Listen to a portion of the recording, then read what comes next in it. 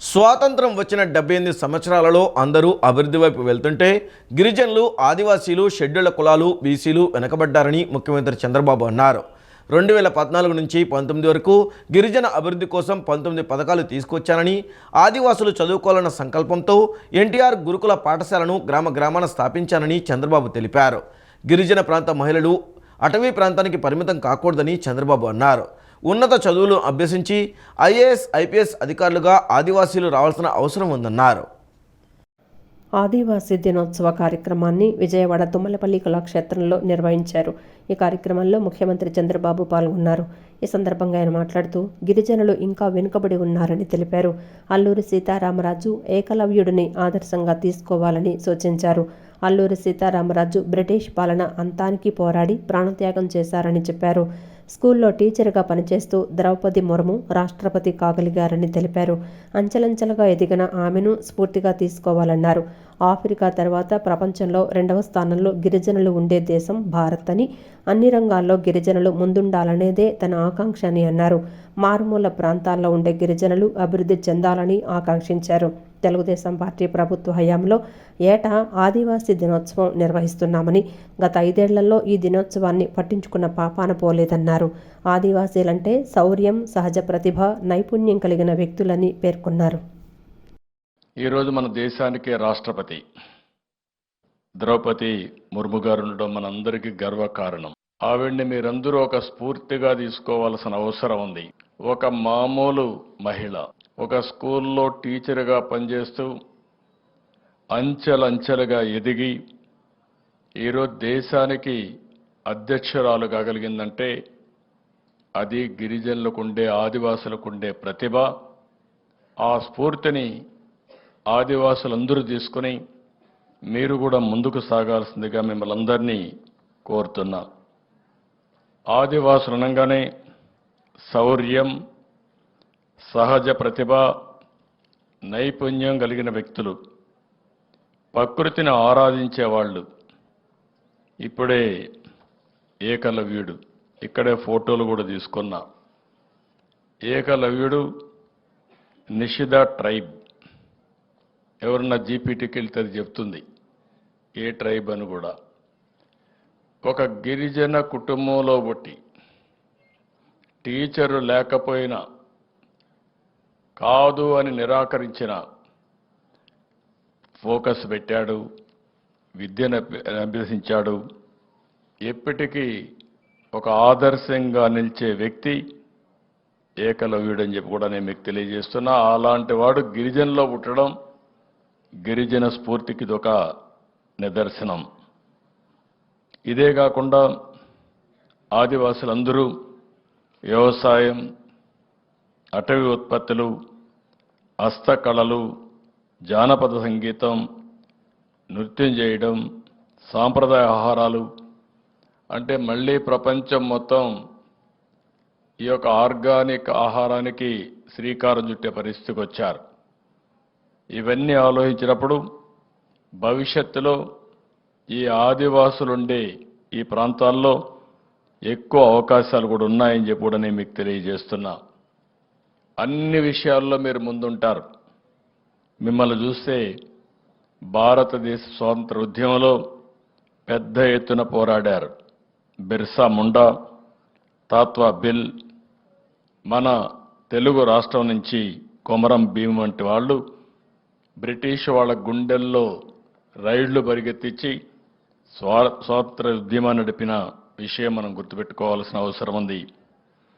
అదే మరిగా అల్లూరి సీతారామరాజు గిరిజన ప్రాంతంలో మీ అండతో, మీ సహకారంతో అక్కడుండి బ్రిటిష్ వాళ్ళ ఆధిపత్యాన్ని ఎట్టి పరిస్థితుల్లో అంతం చేయాలనే ఉద్దేశంతో పోరాడాడు, ప్రాణత్యాగం చేశాడు. అందుకే శాశ్వతంగా ఆంధ్రప్రదేశ్కే కాకుండా ఈ దేశానికి ఒక ముద్దు బిడ్డగా మిగిలిపోయే పరిస్థితికి వచ్చారు. అలాంటి స్ఫూర్తి మీ అందరి ముందర ఉందని చెప్పి కూడా నేను మీకు తెలియజేస్తున్నా. శ్రావణ మాసం మొదటి శుక్రవారాన్ని పురస్కరించుకొని విజయవాడ ఇంద్రకీలాద్రిపై కొలువైన శ్రీ కనకదుర్గమ్మను దర్శించుకునేందుకు భక్తులు పెద్ద సంఖ్యలో పోటెత్తారు. తెల్లవారుజాము నుంచే భక్తులు భారీ ఎత్తున తరలి రావడంతో ఇంద్రకీలాద్రి గిరి జగన్మాత దుర్గమ్మ నామస్మరణలతో మారుమ్రోగింది. పవిత్రమైన శ్రావణ మాసం మొదటి శుక్రవారాన్ని పురస్కరించుకొని ఇంద్రకీలాద్రిపై కొలువైన దుర్గమ్మ సన్నిధానం భక్తులతో కిటకిటలాడింది. తెల్లవారుజాము నుంచే భక్తులు భారీ సంఖ్యలో తరలి రావడంతో క్యూ లైన్లు భక్తులతో కిక్కిరిసిపోయాయి. మహామండపం 6వ అంతస్తునందు కుంకుమ పూజ నిర్వహించారు. భక్తుల రద్దీని పరిశీలించి భక్తులకు ఎలాంటి ఇబ్బందులు తలెత్తకుండా రద్దీ తగ్గించి ఎప్పటికప్పుడు అధికారులు సిబ్బంది సమన్వయం చేస్తున్నట్లు ఈవో కేఎస్ రామారావు తెలిపారు. శ్రావణ మాసం 2వ వారం శ్రావణ శుక్రవారం సందర్భంగా ఇంద్రకీలాద్రిపై ఉచిత సామూహిక వరలక్ష్మి వ్రతాన్ని నిర్వహిస్తామని, పాల్గొనే మహిళలు ముందుగా రిజిస్ట్రేషన్ చేసుకోవాలని ఈవో కేఎస్ రామారావు తెలిపారు. చంద్రుడు శ్రవణ నక్షత్రాన సంచరించే సమయంలో వచ్చే మాసాన్ని శ్రావణ మాసంగా పరిగణిస్తారని తెలిపారు. నక్షత్రాల్లో శ్రవణ నక్షత్రం ఎంతో విశేషమైందన్నారు. సనాతన ధర్మం ప్రకారం చాలా పవిత్రంగా దాన్ని ఆచరిస్తారు. మరి దేవస్థానంలో అమ్మవారికి ఈ వరమహాలక్ష్మి వ్రతం జరిగే మాసం కాబట్టి 16వ తారీఖున వరమహాలక్ష్మి అలంకారం ఉంటుంది. ఆ రోజు భక్తులందరూ విశేషంగా సందర్శించవచ్చు. ఈ శ్రావణ మాసం సందర్భంగా ప్రత్యేక కుంకుమార్చన భక్తుల కోరిక మేరకు ఏర్పాటు చేయడం అయింది. ప్రతిరోజు ఈ 4 రోజులు కూడా ఈ ప్రత్యేక కుంకుమార్చన ఉంటుంది. ప్రతిరోజు ఉదయం 7:30 నుంచి కుంకుమార్చన జరుగుతుంది. కానీ ఇంకా ఎక్కువసేపు లేదా ఎక్కువ మంది వస్తే కూడా వాళ్ళకి అనుకూలమైన సమయంలో వచ్చి కుంకుమార్చన చేసుకోవడానికి రోజంతా ఈ ప్రత్యేకమైన కుంకుమార్చన ఏర్పాటు చేయడం జరిగింది. దానికి తగిన రుసుము చెల్లిస్తే దేవస్థానం ద్వారా ఆ కార్యక్రమాన్ని నిర్వహించడం జరుగుతుంది. అనంతరం వైదిక కమిటీ సభ్యులు శ్రీనివాస్ మాట్లాడుతూ ముత్తైదువుగా అమ్మవారిగా భావించి అత్తవారింట అడుగుపెట్టే నూతన వధువు శుభకార్యాలు, గృహ నిర్మాణం, నోములు ఆచరించడం ఈ శ్రావణ మాసం ప్రత్యేకతని అన్నారు. శుక్రవారం నాడు మహిళలు నిష్ఠతో మహాలక్ష్మిని పూజించడం ద్వారా దీర్ఘ సుమంగళి ప్రాప్తించడం ద్వారా ఆరాధిస్తే సిరి సంపదలు వెల్లివిరుస్తాయని ప్రగాఢ విశ్వాసాన్ని వ్యక్తం చేస్తున్నారు. లక్ష్మి అనగానే కేవలం ధనం మాత్రమే కాదని ధైర్యం, విద్య, ధాన్యం, విజయం, పరపతి, గుణం, సంతానం వంటి కోరికలన్నింటినీ అమ్మవారు నెరవేరుస్తుందని వేద పండితులు తెలియజేస్తున్నారు. స్త్రీలు 5వ తనాన్ని, అష్టైశ్వర్యాలను అందించే అమ్మవారిని ఎంతో భక్తి శ్రద్ధలతో కొలుస్తుంటారని తెలిపారు. సాధారణంగా శ్రవణ మాసంలో వచ్చే 2వ శుక్రవారం నాడు స్త్రీలు వరలక్ష్మి వ్రతాన్ని ఆచరించలేని వారు మొదటి వారం లేదా 3వ శుక్రవారం నిర్వహించుకోవచ్చన్నారు. ప్రతి మంగళవారం, శుక్రవారం నాడు ఈ వ్రతాలు చేసుకుంటూ ఉంటారు.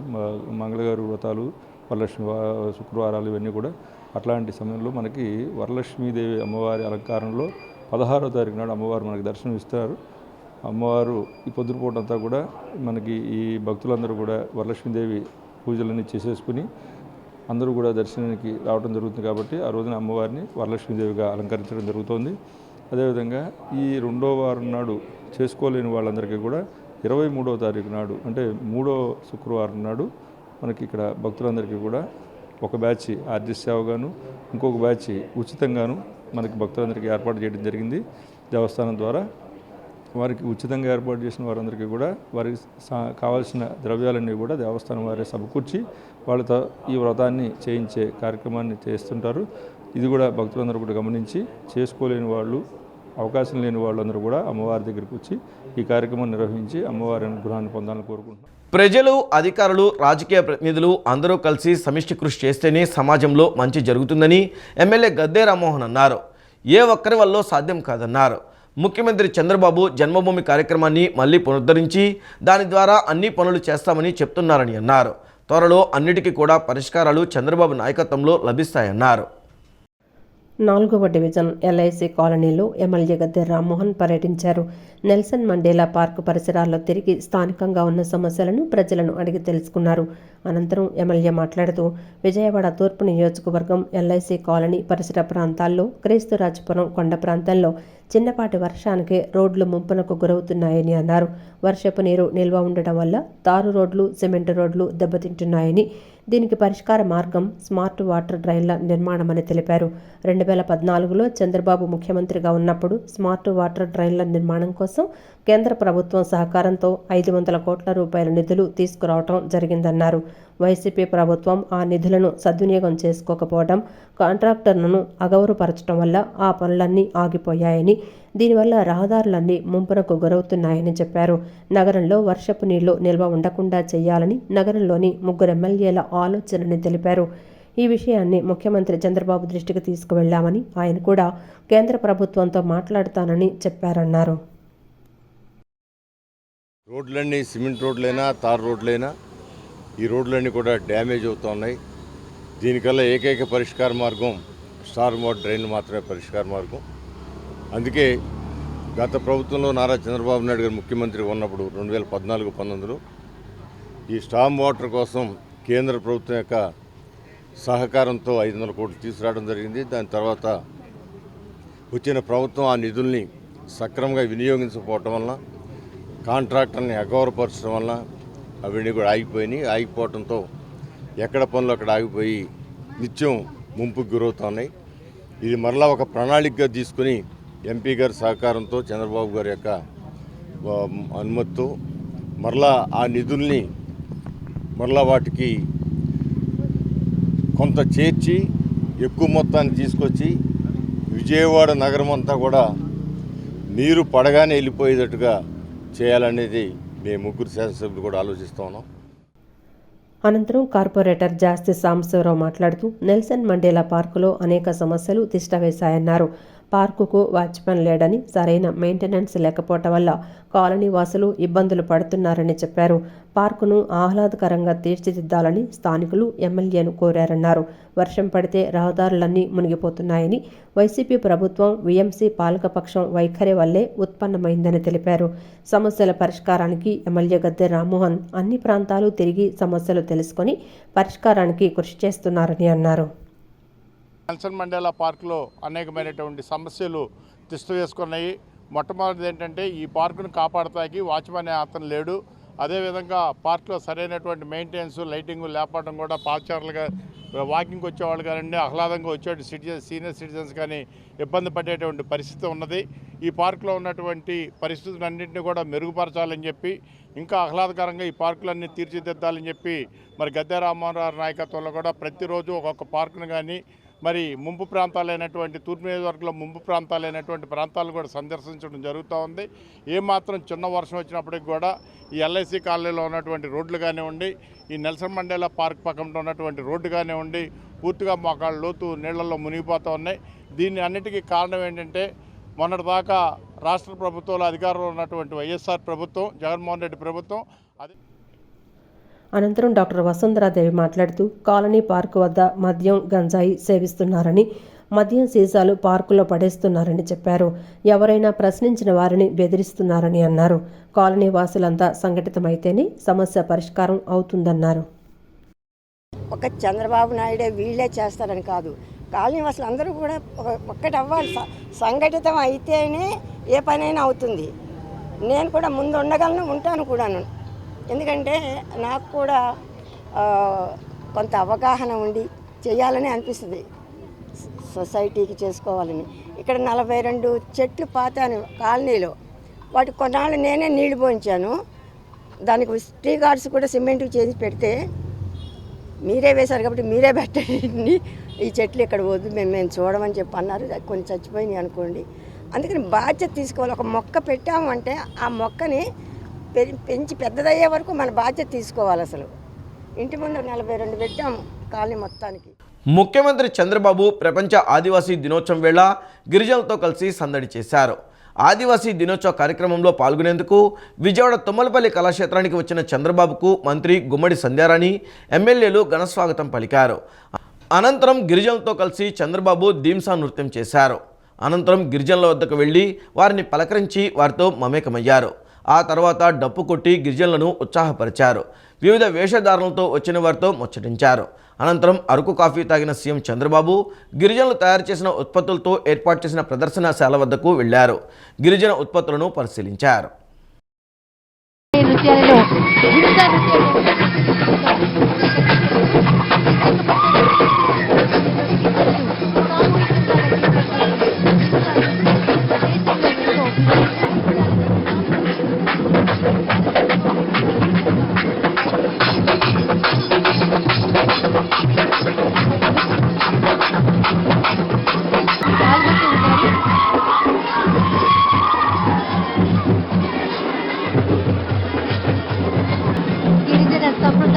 ఉండేటువంటి కొమ్మకోయ గౌరవ రాష్ట్ర ముఖ్యమంత్రి ఎంతో అందంగా అలంకరించారు. బాబా మనం లైవ్లో చూస్తున్నాం.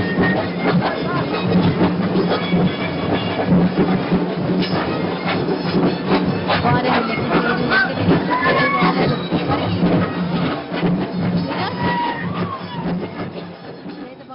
మహిళలు తమ కాళ్లపై తాము నిలబడి ఆర్థికంగా అభ్యున్నతి సాధించాలన్నదే నా ధ్యేయమని పశ్చిమ నియోజకవర్గ ఎమ్మెల్యే ఎలమంచిలి సత్యనారాయణ చౌదరి అన్నారు. రానున్న రోజుల్లో పశ్చిమ నియోజకవర్గంలోని మహిళలు స్వయం ఉపాధి సాధించేందుకు అవసరమైన శిక్షణ ఇచ్చి మరిన్ని కుట్టు మిషన్లను పంపిణీ చేసి మహిళా అభ్యున్నతికి కృషి చేస్తామన్నారు. రోటరీ విజయవాడ మిడిటౌన్ మరియు రోటరీ విజయవాడ శ్రీదుర్గ సంయుక్త ఆధ్వర్యంలో భవానీపురం ఎన్డీఏ కార్యాలయంలో కుట్టు మిషన్ల పంపిణీ కార్యక్రమం నిర్వహించారు. ఈ కార్యక్రమానికి ఎమ్మెల్యే సుజన ముఖ్య అతిథిగా హాజరై 100 మంది మహిళలకు కుట్టు మిషన్లను పంపిణీ చేశారు. అనంతరం ఎమ్మెల్యే సుజనా చౌదరి మాట్లాడుతూ మహిళలు స్వయం ఉపాధి పొందాలన్న సంకల్పంతో కోల్ ఇండియా లిమిటెడ్ వారు సిఎస్ఆర్ తన చేతుల మీదుగా రెండవసారి కుట్టు మిషన్లను పంపిణీ చేయడం సంతోషంగా ఉందన్నారు. రానున్న రోజుల్లో పశ్చిమ నియోజకవర్గంలోని మహిళలు స్వయం ఉపాధి సాధించేందుకు అవసరమైన శిక్షణ ఇచ్చి మరిన్ని కుట్టు మిషన్లను పంపిణీ చేసి మహిళాభ్యున్నతికి కృషి చేస్తానన్నారు. స్మార్ట్ ఆంధ్ర ఫౌండేషన్ శివశంకర్ గారు కూడా దీనికి వాచ్ చేస్తూ అనేక కార్యక్రమాలు చేస్తున్నారు. ఆ కార్యక్రమాల్లో ముఖ్య కార్యక్రమం నేను ఎమ్మెల్యే అయినాక ఇది రెండోసారి మిషన్లు ఇవ్వటం అనేది. ఈ మిషన్లు అంటే మహిళలకి ఆదాయం పెరిగే విధంగా వాళ్ళు ఫోకస్ చేస్తూ ఉన్నారు. రోటరీ డిస్ట్రిక్ట్ 30-20 వాళ్ళు చాలా మంచి పని చేస్తూ ఉన్నారు. సిఎస్ఆర్ డబ్బు ఇచ్చేవాళ్ళు ఉన్నా ఇది ఆర్గనైజ్ చేయడం చాలా కష్టము, గొప్ప సహాయం కూడా ఇది. కాబట్టి ఇంకా ఎన్నెన్నో చేయాలని చెప్పి కొన్ని ఐడియాస్ కూడా నేను డిస్కస్ చేశాను. సుబ్బారావు గారు ముందుకు వస్తే అందరూ కలిసి ఇంకా కొన్ని చేయొచ్చు. కనీసం మన పశ్చిమ నియోజకవర్గంలో మినిమం 4,000 మహిళలకి ఉపాధి కల్పన కల్పించాలనేది టార్గెట్. శ్రీకాకుళం దాకా ఉన్న ఏరియాస్లో మొత్తం డిస్ట్రిబ్యూట్ చేద్దాం అనుకుంటున్నాం. దానిలో భాగంగా ఒక 100 మిషన్లు ఈరోజు వెస్ట్ కాన్స్టిట్యున్సీలో ఇక్కడున్న మహిళలకి ఆల్రెడీ వీళ్ళందరూ కూడా ట్రైన్ అయ్యి రెగ్యులర్ కుట్టు మిషన్ల మీద ఇంట్లో కుట్టుకుంటూ తక్కువ ఆదాయం పొందుతున్నారు. వాళ్ళకి హై స్పీడ్ మిషన్స్ ఇవ్వడం వల్ల వాళ్ళ ఆదాయం పెరుగుతుంది. దానితో వాళ్ళ యొక్క కుటుంబం బాధ్యతలు ఈజీగా మీట్ అవుతారన్న ఉద్దేశం మీద మేము మంచి పని చేయాలన్న ఉద్దేశం మీద మనకి Sujana Chowdary past district governor Ravuri Venkata Subbarao, chairman Godugu Krishna Reddy, Gudipati Kishore, KV Srinivasa Rao, smart Andhra foundation Sivashankar Rao, కూటమి నాయకులు Adduri Sriram, MS Begu, Edipati Ramaiah, Tirupati Anusha, Abdul Khader, rotary club మహిళలు హాజరయ్యారు. విజయవాడ మహాత్మా గాంధీ రోడ్లోని బాబాసాహెబ్ అంబేద్కర్ స్మృతివనంలో జగన్మోహన్ రెడ్డి పేరు తొలగించడంపై వైసీపీ శ్రేణులు ఆగ్రహం వ్యక్తం చేశారు. రాష్ట్రంలో అంబేద్కర్ రచించిన రాజ్యాంగం అమలు కావడం లేదని, కూటమి ప్రభుత్వం రెడ్ బుక్ రాజ్యాంగాన్ని అమలు చేస్తుందని మండిపడ్డారు. విజయవాడ మహాత్మా గాంధీ రోడ్డులోని అంబేద్కర్ స్మృతి వనంలో రాత్రి జగన్మోహన్ రెడ్డి పేరును గుర్తు తెలియని వ్యక్తులు తొలగించారు. ఈ ఘటనను నిరసిస్తూ వైసీపీ నాయకులు నిరసనకు దిగారు. అంబేద్కర్ స్మృతి వనానికి నల్ల బ్యాడ్జీలతో చేరుకున్న మాజీ మంత్రి మేరుగు నాగార్జున, ఎమ్మెల్సీ లేళ్లాపిరెడ్డి, మాజీ ఎమ్మెల్యే మల్లాది విష్ణు, దేవినేని అవినాష్, పోతెన మహేష్లు కూటమి ప్రభుత్వం చర్యలను ఖండిస్తూ నినాదాలు చేశారు. అనంతరం వారు మాట్లాడుతూ భావితరాలకు దిక్సూచిగా ఉండాలని అంబేద్కర్ విగ్రహాన్ని జగన్ ఏర్పాటు చేశారని తెలిపారు. కానీ ఎన్డీఏ కూటమి ప్రభుత్వం విగ్రహాన్ని లేకుండా చేసేందుకు కుట్ర పన్నుతోందని ఆరోపించారు. వెంటనే దాడి ఘటనపై విచారణ జరపాలని, తక్షణమే బాధ్యులపై చర్యలు తీసుకోవాలని డిమాండ్ చేశారు. రాష్ట్రంలో రెడ్ బుక్ రాజ్యాంగం నడుస్తోందని, అంబేద్కర్ విగ్రహానికే రక్షణ లేకుండా పోయిందన్నారు. అంబేద్కర్ విగ్రహాన్ని ఈ ప్రభుత్వం కూలగొట్టే అవకాశం ఉందని ఆరోపించారు. ఆర్థికాభివృద్ధి సుస్థిర లక్ష్యాలు 2030 నాటికి చేరుకోవాలంటే స్థిరమైన అభివృద్ధి లక్ష్యాలకు సంబంధించిన ప్రణాళికలో మహిళల పాత్ర చాలా ఉందని AP state commission for protection of child rights సభ్యురాలు బి పద్మావతి అన్నారు. ఆర్థికంగా దేశం కానీ ప్రపంచం కానీ అభివృద్ధి చెందాలంటే మహిళల పాత్ర గణనీయంగా ఉందని, చదువుకుంటున్నామని, అయితే ఆచరణలో కూడా చాలా ఇబ్బందులు ఎదుర్కొంటున్నామని తెలిపారు. మనం లక్ష్యాలను ఎప్పటికీ చేరుకుంటామనే సందేహం కలుగుతుందన్నారు. కానూరులోని Prasad V Potluri Siddhartha institute of technology కళాశాలలో జెండర్ రెస్పాన్సివ్ బడ్జెటింగ్ అనే అంశంపై 3 రోజుల జాతీయ సదస్సును నిర్వహిస్తున్నారు. సదస్సులో భాగంగా 3వ రోజైన నేడు జెండర్ మెయిన్ స్ట్రీమింగ్ అంశంపై ప్యానెల్ డిస్కషన్ నిర్వహించారు. ఈ డిస్కషన్లో వివిధ శాఖలకు చెందిన 11 మంది వక్తలు పాల్గొని ప్రసంగించారు. సదస్సులో AP state commissioner for protection of child rights సభ్యురాలు బి పద్మావతి మాట్లాడుతూ, ఒక కుటుంబం నడవాలన్నా, మంచి ఉన్నత స్థితికి వెళ్లాలన్నా అందులో తల్లి పాత్ర ఎంతో ఉంటుందన్నారు. ఆర్థికంగా దేశం కానీ ప్రపంచం కానీ అభివృద్ధి చెందాలంటే మహిళల పాత్ర గణనీయంగా ఉంటుందని చదువుకుంటున్నామని, అయితే ఆచరణలో కూడా చాలా ఇబ్బందులు ఎదుర్కొంటున్నామని తెలిపారు. ఉమెన్ యొక్క ప్రాధాన్యత చాలా ఎక్కువగా ఉంది మన భారతదేశంలో. ఆర్థికాభివృద్ధి సుస్థిర లక్ష్యాలు 2030 నాటికి చేరుకోవాలన్నా కూడా సస్టైనబుల్ గోల్ డెవలప్మెంట్కు సంబంధించినటువంటి ప్లాన్ కానీ ఇవన్నీ కూడా మహిళల పాత్ర అనేటువంటిది చాలా ఎక్కువగా ఉంది. ఆర్థికంగా దేశం కానీ ప్రపంచం కానీ అభివృద్ధి చెందాలంటే మహిళల పాత్ర గణనీయమైనది అని చెప్పేసి మనము చదువుకుంటున్నాము. మనము ఆచరణలో కూడా చాలా ప్రాబ్లమ్స్ని ఫేస్ చేస్తూ ఉన్నాము. ఇంకా మనం ఎప్పుడు రీచ్ అవుతాము అనేది కూడా ఒక సమస్య. అంటే 30కి సరిపోదేమో, ఇంకా కొంచెము పెంచాల్సి వస్తుందేమో అని ప్లేస్ చేయాలి అంటే మళ్ళీ చైల్డ్ వెల్ఫేర్ కమిటీకి ఇంటిమేషన్ ఇవ్వాలి. అనంతరం వాసవ్య మహిళా మండలి అధ్యక్షురాలు బోలినేని కీర్తి మాట్లాడుతూ, పోలీస్, ఎడ్యుకేషన్, ఇతర శాఖలు ఒకరికొకరు అనుసంధానం చేసుకొని పనిచేయాల్సిన అవసరం ఉందన్నారు. ఏపీలో ఉన్న ప్రతి శాఖలో జెండర్ బడ్జెట్ సెల్ ఉండాలన్నారు. బడ్జెట్ అంటే ఏదో చేసేయటం కాదని, జెండర్ బడ్జెటింగ్ అనేది ఒక ప్రాసెస్ అని, దాన్ని అవలంబిస్తున్నామా లేదా అనేది చూడాలన్నారు. మార్చి నెలలో హడావుడి చేయటం కాదని కూలంకషంగా చర్చ చేయాలన్నారు. సివిల్ సొసైటీ కూడా క్రియాశీలకంగా భాగస్వామ్యం అయ్యేలా అవకాశం ఇవ్వాలని, వారి గళం కూడా అందులో వెళ్తుందన్నారు. ప్రభుత్వం ఇస్తున్న పథకాలు ప్రజలకు ఉపయోగపడుతున్నాయా లేదా అనేది తెలుసుకోవటం అవసరమన్నారు. పోలీస్ డిపార్ట్మెంటు, ఎడ్యుకేషన్ డిపార్ట్మెంటు, ఇంకా ఏదన్నా డిపార్ట్మెంట్లు ఉంటే వాటన్నిటికీ అనుసంధానం చేసుకుని పని చేయాల్సిన అవసరం ఉంది. అంటే ఒకరికొకరు మనం కలుపుకుని ఈ విషయాలను తెలియజేస్తూ చెయ్యాలి. అలాగే ఆంధ్రప్రదేశ్లో ఉన్న ప్రతి డిపార్ట్మెంట్ను జెండర్ బడ్జెట్ సెల్ ఉండాలి. ఎందుకంటే మనం ఓన్లీ బడ్జెట్లు ఏదో చేసేయడం కాదు, ఇట్స్ ఏ ప్రాసెస్. అసలుకి జెండర్ బడ్జెటింగ్ అనేది దాన్ని మనం అవలంబిస్తున్నామా, ఏదో మార్చి నెలలో మనం హడావిడి చేసేయడం కాదనమాట. ఇయర్ లాంగ్గా మనం దీని మీద ఏం ఎక్సర్సైజ్ చేస్తున్నామో అనేది కూలంకషంగా మనం చర్చించుకుని. అనంతరం independent researcher and consultant doctor yes Sita Mahalakshmi మాట్లాడుతూ, పాలసీ విధానాలు మహిళలకు అనుకూలంగా ఉండాలంటే బడ్జెట్లు చాలా అవసరమని అన్నారు. మహిళా స్థితిగతులు అంచనా వేసుకొని దానికి అనుకూలంగా బడ్జెట్లు ఉన్నాయా లేదా, ఎలా ఉండాలి, ప్లానింగ్లో అన్నీ విశ్లేషించి ఎలా రూపొందించాలనేది 3 రోజుల సదస్సులో శిక్షణ ఇవ్వటం జరిగిందన్నారు. ప్రభుత్వం, ఎన్జిఓలు, ప్రభుత్వ విభాగాలు అందరి పాత్ర ఉందన్నారు. అధికారులే కాకుండా మంత్రులకు అవగాహన ఉండాలని, మహిళా శిశు సంక్షేమ శాఖను బలోపేతం చేయాలన్నారు. మహిళలు, ఆడపిల్లలు, మగపిల్లల పరిస్థితిని విశ్లేషించి దానికి అనుకూలంగా స్కీమ్స్ ఎలా రూపొందించాలి, ఈ విషయాల మీద గత 3 రోజులుగా ఆంధ్రప్రదేశ్ రాష్ట్ర స్థాయిలో ఈ జెండర్ బడ్జెటింగ్ ప్రోగ్రామ్ అన్నది. అయితే ఒకసారి శిక్షణ కార్యక్రమంతో కాకుండా ఇది నిరంతరం ఒక ప్రక్రియగా కొనసాగుతుండాలి. అన్ని డిపార్ట్మెంట్లలోనూ కొనసాగాలి. అంతకన్నా ఎక్కువ సామాజిక మార్పు దీనికి ఒక తోడుగా ఉండాలి. అందుకే ప్రభుత్వ పాత్ర, ఎన్జిఓల పాత్ర, అన్ని డిపార్ట్మెంట్ల పాత్ర ప్రభుత్వంలో. రెండోది మధ్యస్థాయి, కింద స్థాయి ఆఫీసర్లే కాకుండా ఆయా శాఖల మంత్రులు కూడా ఇటువంటి విషయాల మీద అవగాహన చాలా ఉండాలి. అంబేద్కర్ ఆలోచన విధానంతో గత ముఖ్యమంత్రి జగన్మోహన్ రెడ్డి ఈ రాష్ట్రంలో అభివృద్ధి, సంక్షేమ పరిపాలన చేస్తే, ప్రస్తుత ముఖ్యమంత్రి చంద్రబాబు నాయుడు ప్రభుత్వం రాజ్యాంగానికి విరుద్ధంగా అంబేద్కర్ విగ్రహాన్ని ధ్వంసం చేయడానికి ప్రయత్నం చేశారని నిడమానూరు గ్రామ సర్పంచ్ శీలం రంగారావు మండిపడ్డారు. విజయవాడ నగరం బందర్ రోడ్డులోని డాక్టర్ బిఆర్ అంబేద్కర్ స్మృతి వన శిలాఫలకాన్ని దుండగులు ధ్వంసం చేయడాన్ని నిరసిస్తూ నిడమానూరులో వైఎస్ఆర్సీపీ రూరల్ మండలం కన్వీనర్ సర్పంచి శీలం రంగారావు ఆధ్వర్యంలో వైఎస్ఆర్ కాంగ్రెస్ పార్టీ శ్రేణులు ప్లకార్డులు చేతపట్టుకుని నిరసన వ్యక్తం చేశారు. అనంతరం శీలం రంగారావు మాట్లాడుతూ, అంబేద్కర్ ఆలోచన విధానంతో గత ముఖ్యమంత్రి జగన్మోహన్ రెడ్డి ఈ రాష్ట్రంలో అభివృద్ధి, సంక్షేమ పరిపాలన చేస్తే, ప్రస్తుత ముఖ్యమంత్రి చంద్రబాబు నాయుడు ప్రభుత్వం రాజ్యాంగానికి విరుద్ధంగా అంబేద్కర్ విగ్రహాన్ని ధ్వంసం చేయడానికి ప్రయత్నం చేశారని మండిపడ్డారు. ఈ దుశ్చర్య పట్ల ప్రజాస్వామ్యవాదులందరూ తీవ్రంగా ఖండించాలని పిలుపునిచ్చారు.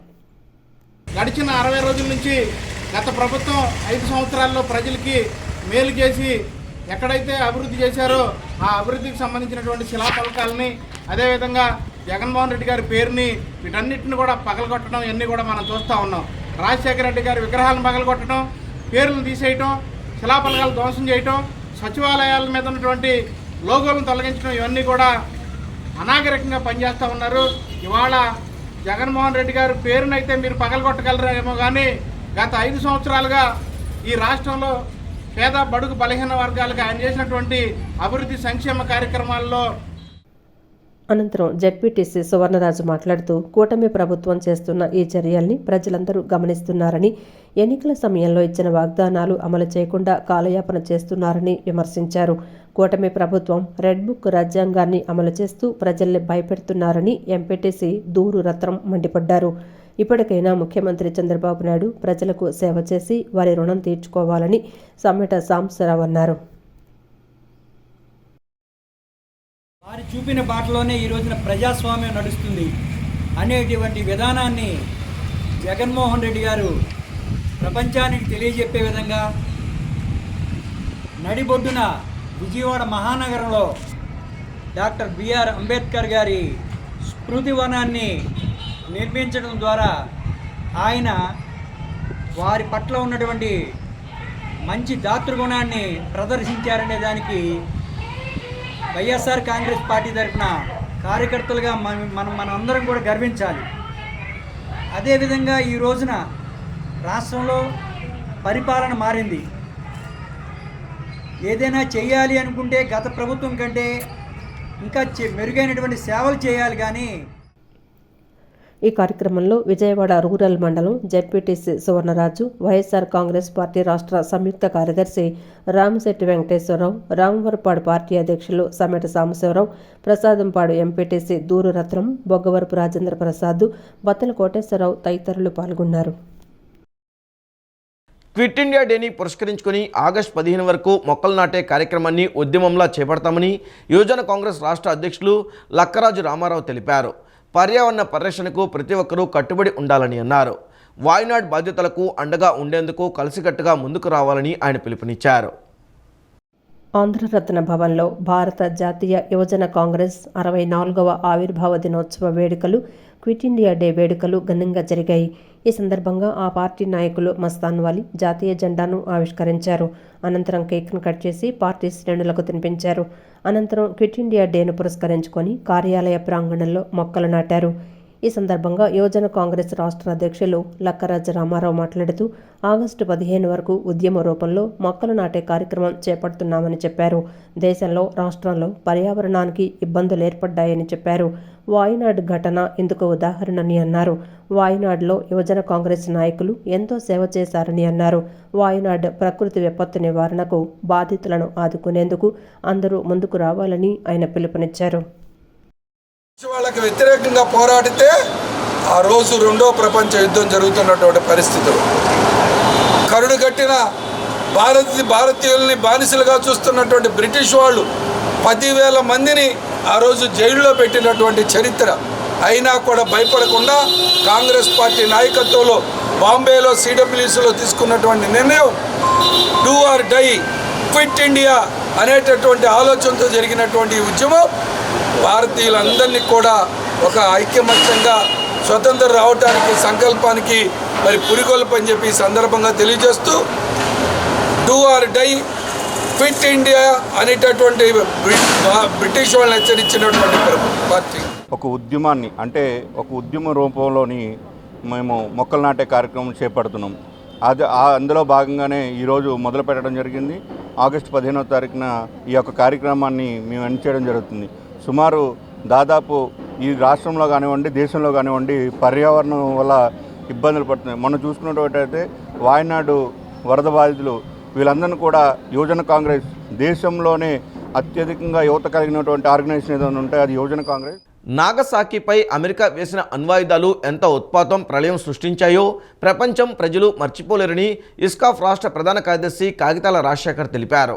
అణ్వాయుధాలు వద్దు, అణువస్త్రాలు కావాలి, రక్షణ బడ్జెట్ తగ్గించుకోవాలన్న ఉద్దేశంతో ప్రపంచవ్యాప్తంగా అన్ని దేశాలు ప్రతినబూనాయన్నారు. భావితరాలకు హిరోషియా నాగసాకి డే గురించి తెలియజేసి భవిష్యత్తులో మూడో ప్రపంచ యుద్ధం రాకుండా ఇస్కాఫ్ దేశవ్యాప్తంగా అవగాహన కార్యక్రమాలు నిర్వహిస్తున్నట్లు తెలియజేశారు. హిరోషిమా నాగసాకి డే సందర్భంగా భారత స్నేహ సహకార సాంస్కృతిక సంఘం ఇస్కాఫ్ శాంతి సంఘీభావ సంఘం ఆధ్వర్యంలో పటమటలో ఉన్న గోవిందరాజులు మున్సిపల్ పాఠశాలలో విద్యార్థులకు అవగాహన కార్యక్రమం నిర్వహించారు. అనంతరం పాఠశాల ఆవరణ నుండి స్థానిక మున్సిపల్ కార్యాలయం కూడలి వరకు ప్లకార్డులు చేతబట్టి విద్యార్థులు ప్రదర్శన నిర్వహించారు. యుద్ధాలు వద్దు, శాంతి కావాలి, అణు ఆయుధాలు వద్దు, అన్నవస్త్రాలు కావాలి, పాలస్తీనా, ఇజ్రాయిల్, ఉక్రెయిన్, రష్యా దేశాల మధ్య యుద్ధం నివారించాలి, పర్యావరణాన్ని కాపాడండి అంటూ నినాదాలు చేశారు. కార్యక్రమంలో ఇస్కాఫ్ రాష్ట్ర ప్రధాన కార్యదర్శి కాగితాల రాజశేఖర్, జిల్లా అధ్యక్షులు పరచూరి అజయ్ కుమార్, కార్యదర్శి మోత్కూరి అరుణ్ కుమార్, మానవతా సంస్థ చైర్మన్ వేమూరి బాబురావు, పాఠశాల ప్రధాన అధ్యాపకులు మురాల శ్రీనివాసరావు, వ్యాయామ అధ్యక్షులు డి రమేష్ బాబు తదితరులు పాల్గొన్నారు.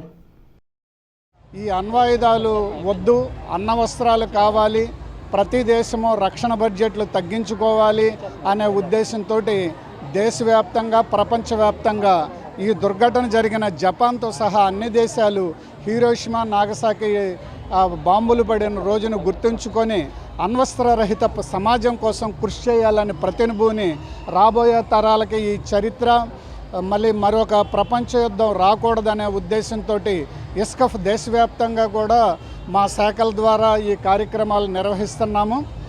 అలాగే ఇప్పుడు ప్రపంచంలో 2 యుద్ధాలు జరుగుతున్నాయి. ఉక్రెయిన్ రష్యాకి మధ్య వారు ఆగలేదు. అలాగే పాలస్తీనా మీద ఇజ్రాయెల్ జరుపుతున్న యుద్ధాలు 2 ఉన్నాయి. ఇవి అట్లాగే బంగ్లాదేశ్లో మనకి మొన్న జరుగుతున్న పరిణామాలు కూడా భారత సరిహద్దుకు దగ్గరలో ఉన్నాయి. ఇవి కూడా ఆందోళన కలిగిస్తున్నాయి.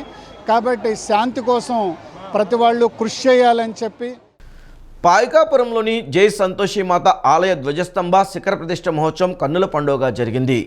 ధ్వజస్తంభ శిఖర దాతలైన న్యూజివీడ్కి చెందిన పోతుల వెంకట నాగ రాజశేఖర్, వెంకట సుబ్బలక్ష్మి దంపతుల చేతుల మీదుగా ధ్వజస్తంభ శిఖర ప్రతిష్ఠ అనంతరం పూర్ణాహుతి శాస్త్రోక్తంగా నిర్వహించారు. ఎంతో ఘనచిత్ర కలిగిన అమ్మవారి ఆలయానికి ధ్వజస్తంభం శిఖర ప్రతిష్టతో మరింత విశిష్టత చేకూరుతుందని ఆలయ కమిటీ అధ్యక్షుడు చిన్ని చిట్టిబాబు అన్నారు. విజయవాడ పాయకాపురంలోని జై సంతోషి మాత ఆలయ ధ్వజస్తంభ శిఖర ప్రతిష్ఠా మహోత్సవం కన్నుల పండుగగా జరిగింది. ఆలయ కమిటీ అధ్యక్షులు చిన్ని చిట్టిబాబు ఆధ్వర్యంలో వేదమూర్తులు బ్రహ్మశ్రీ దెందుకూరి శ్రీకాంత్ శర్మ నేతృత్వంలో అర్చక స్వాముల వేద మంత్రోచ్చారణల నడుమ అంగరంగ వైభవంగా అమ్మవారి ఆలయ ధ్వజస్తంభ శిఖర ప్రతిష్టాపన కార్యక్రమం నిర్వహించారు. ఈ కార్యక్రమంలో ఎమ్మెల్యే బోండా ఉమ్మ పాల్గొని ప్రత్యేక పూజలు చేశారు. ధ్వజస్తంభ శిఖరదాతలైన నూజివేడుకు చెందిన పోతుల వెంకట నాగ రాజశేఖర్, వెంకట సుబ్బలక్ష్మి దంపతుల చేతుల మీదుగా ధ్వజస్తంభ శిఖర ప్రతిష్ఠ అనంతరం పూర్ణాహుతి జరిగింది. ఈ సందర్భంగా ఆలయ కమిటీ అధ్యక్షుడు చిన్ని చిట్టిబాబు మాట్లాడుతూ ఎంతో ఘన చరిత్ర కలిగిన అమ్మవారి ఆలయానికి ధ్వజస్తంభం శిఖర ప్రతిష్టతో మరింత విశిష్టత చేకూరుతుందన్నారు. భక్తులు కోరిన కోరికలు తీర్చే దైవం సంతోషిమాత అని చెప్పారు. ధ్వజస్తంభ శిఖర ప్రతిష్టా మహోత్సవంలో పెద్ద సంఖ్యలో భక్తజనులు పాల్గొని జయప్రదం చేసినందుకు వారందరికీ అమ్మవారి కృపా కటాక్షాలు సిద్ధిస్తాయన్నారు. ఈ సందర్భంగా సుమారు 5,000 మంది భక్తులకు అన్నప్రసాద వితరణ కార్యక్రమాన్ని నిర్వహించారు. ఇక్కడికి వచ్చిన వాళ్ళు ప్రతి ఒక్కళ్ళు శుభాలు జరిగినాయి మాకని మళ్ళీ మళ్ళీ వచ్చి వాళ్ళు ఇచ్చిన సహాయంతో జరుగుతుంది ఇది. కాబట్టి ఈ అమ్మ ఈ కార్యక్రమం అయిన తర్వాత అందరికి కూడా భక్తులందరినీ కూడా ఆయుర ఆరోగ్యాలు ఇచ్చి వారికి అష్టైశ్వర్యాలు ఇచ్చి వాళ్ళందరినీ కూడా వాళ్ళకి అండగా వెన్నంటూ ఉండి తల్లి మరి చేయాలని కూడా మేమందరం కూడా కోరుకుంటున్నాం. మేమంతా స్నేహితులుగా కలిసి పనిచేస్తున్నాం దీనికి. ఈ కార్యక్రమంలో ఆలయ కమిటీ ప్రతినిధులు శ్రీమండ్రి నాగేశ్వరరావు, ఎస్ మార్కండేయులు, డి గుంటయ్య, చిన్ని లక్ష్మీ సత్యనారాయణ, సిహెచ్ వెంకట నరసమ్మ, ఎం రమణ, స్థానిక ప్రముఖులు పలువురు పాల్గొన్నారు. వినోబావే చేపట్టిన భూదాన్ ఉద్యమం ద్వారా వచ్చిన భూములను భూమి లేని పేదలకు పంచాలని ఆంధ్రప్రదేశ్ సర్వోదయ మండలి కార్యనిర్వాహక సభ్యులు కోరారు. ఆంధ్రప్రదేశ్ విభజన జరిగిన 10 ఏళ్ల తర్వాత సర్వోదయ మండలి నూతన కమిటీ ఆంధ్రప్రదేశ్లో ఏర్పాటు చేసుకోవడం జరిగిందన్నారు. ఆర్థిక అసమానతలు ఉండకూడదని, ప్రతి పేదవాడు భూమి కలిగి ఉండాలన్నదే సర్వోదయ మండలి ఉద్దేశమని వారు పేర్కొన్నారు. ఆంధ్రప్రదేశ్ సర్వోదయ మండలి కార్యనిర్వాహక ప్రమాణ స్వీకార కార్యక్రమం విజయవాడ కందుకూరు కళ్యాణ మండపంలో జరిగింది. అఖిల భారత సేవా సంఘ్ మేనేజింగ్ ట్రస్టీ హుసేన్ సాబ్, జాతీయ ప్రధాన కార్యదర్శి మహోపాత్ర ముఖ్య అతిథులుగా విచ్చేశారు. కార్యక్రమం అనంతరం వారు మాట్లాడుతూ విభజన జరిగి 10 సంవత్సరాల తర్వాత ఆంధ్రప్రదేశ్ సర్వోదయ మండలి శాఖను ఏర్పాటు చేయడం జరిగిందన్నారు. కమిటీ లేకపోవటం వల్ల ఆలస్యమైందని చెప్పారు. రానున్న రోజుల్లో ఆంధ్రప్రదేశ్లో సర్వోదయ మండలి గ్రామస్థాయిలో పనిచేస్తుందని చెప్పారు. ఆర్థిక అసమానతలు ఉండకూడదని, ప్రతి పేదవాడు భూమి కలిగి ఉండాలన్న ఉద్దేశంతో వినోబావే భూదాన ఉద్యమం చేపట్టారని గుర్తు చేశారు. ఈ ఉద్యమం దేశవ్యాప్తం చేశారని చెప్పుకొచ్చారు. ఉమ్మడి ఆంధ్రప్రదేశ్లో భూదాన్ ఉద్యమానికి అనేక మంది దాతలు ముందుకు వచ్చి స్వచ్ఛందంగా భూదానం చేశారని పేర్కొన్నారు. భూదాన్ ద్వారా వచ్చిన భూములు ప్రభుత్వం వద్ద కొన్ని ఉండగా ప్రైవేటు వ్యక్తుల వద్ద మరికొన్ని ఉన్నాయని, వాటిని మళ్లీ భూమి లేని పేదలకు సర్వోదయ మండలి ద్వారా పంపిణీ చేయాలని కోరారు. వాటిని పేదలకు చేరువ చేసేందుకు కమిటీ పనిచేస్తుందని వెల్లడించారు. విభజించబడిన 10 సంవత్సరాల తర్వాత ఆంధ్రప్రదేశ్లో సర్వోదయ మండలి యొక్క శాఖను ప్రారంభించడం జరిగింది. ఇది ఆంధ్రప్రదేశ్లో అనేక కార్యక్రమాలు త్వరలో చేపట్టాలని ఒక సదుద్దేశంతో ఆంధ్రప్రదేశ్ సర్వోదయ మండలి శాఖను ఏర్పాటు చేయడం జరిగింది. అయితే ఆంధ్రప్రదేశ్లో ఇప్పటి వరకు ఎందుకు జరగలేదు అంటే, ఆంధ్రప్రదేశ్ రాష్ట్రం విభజించబడిన తర్వాత ఇక్కడ కమిటీ వేయడానికి ఇనిషియేషన్ లేకపోవడం వల్ల 10 సంవత్సరాల తర్వాత ఇప్పుడు కమిటీ వేయడం జరిగింది.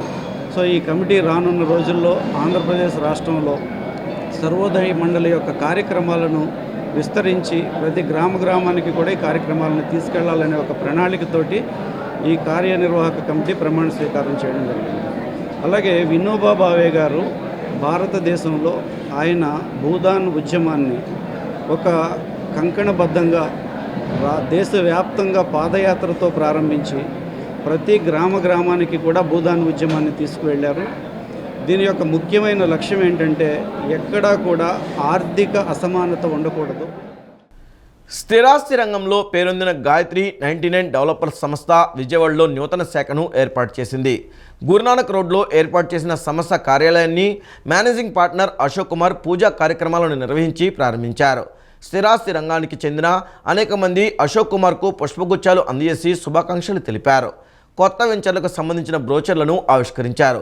అనంతరం ఆయన మాట్లాడుతూ 15 ఏళ్ల నుంచి స్థిరాస్తి రంగంలో ఉన్నామని, ఇప్పటి వరకు సుమారు 20 వెంచర్లు వేశామన్నారు. హైదరాబాద్ మాదాపూర్లో సంస్థ ప్రధాన కార్యాలయం ఉందని, విజయవాడలో మొట్టమొదటి శాఖను ఏర్పాటు చేసి నేడు ప్రారంభించుకోవడం జరిగిందన్నారు. హైదరాబాద్లో 2 ప్రాజెక్టులు నడుస్తున్నాయని, విజయవాడలో కూడా ప్రారంభించడం జరిగిందన్నారు. విజయవాడలో మొదటి వెంచర్ గన్నవరంలో ఎయిర్పోర్ట్ వ్యాలీ, రెండో వెంచర్ హనుమాన్ జంక్షన్ పట్టణానికి దగ్గరలో సాకేత్ కౌంటీ ప్రారంభిస్తున్నామని చెప్పారు. 2 వెంచర్లు రిజిస్ట్రేషన్కు సిద్ధంగా ఉన్నాయన్నారు. రాబోయే రోజుల్లో గొల్లపూడిలో 1, తాడికొండ క్రాస్ రోడ్లో 1 ప్రారంభించేందుకు సన్నాహాలు చేస్తున్నామని, నెల రోజుల్లో ఆ పనులు కూడా ప్రారంభిస్తామన్నారు. బ్రాంచ్ ఓపెన్ చేశాము. హైదరాబాద్లో మాది గాయత్రి 99 డెవలపర్స్ మాదాపూర్ ఆఫీస్ ఉంది. అక్కడ 2 ప్రాజెక్టులు నడుస్తున్నాయి. దాంతోపాటు విజయవాడలో కూడా ప్రారంభించడం జరిగింది. ఈ విజయవాడలో ఫస్ట్గా మొదటి వెంచర్గా ఎయిర్పోర్ట్ వ్యాలీ గన్నవరంలో స్టార్ట్ చేస్తున్నాము. రెండో వెంచర్గా Hanuman junction present ready to రిజిస్ట్రేషన్కి 2 వెంచర్లు సిద్ధంగా ఉన్నాయి. రాబోయే కాలంలో గొల్లపూడిలో 1, తాటికొండ క్రాస్ రోడ్లో 1 కూడా ప్రారంభించడానికి ప్రయత్నాలు జరుగుతున్నాయి. మ్యాక్సిమం 1 నెలలో ఆ 2 కూడా ప్రారంభించే ప్రయత్నం చేస్తున్నాం. మీరందరికీ ధన్యవాదాలు. మరోసారి మీ అందరికీ శ్రేయులు. 15 సంవత్సరాల నుంచి ఫీల్డ్ ఉండడం జరిగిందండి. ఒక వెంచర్ అయితే ఒక 20-25 వెంచర్ వరకు చేసామండి.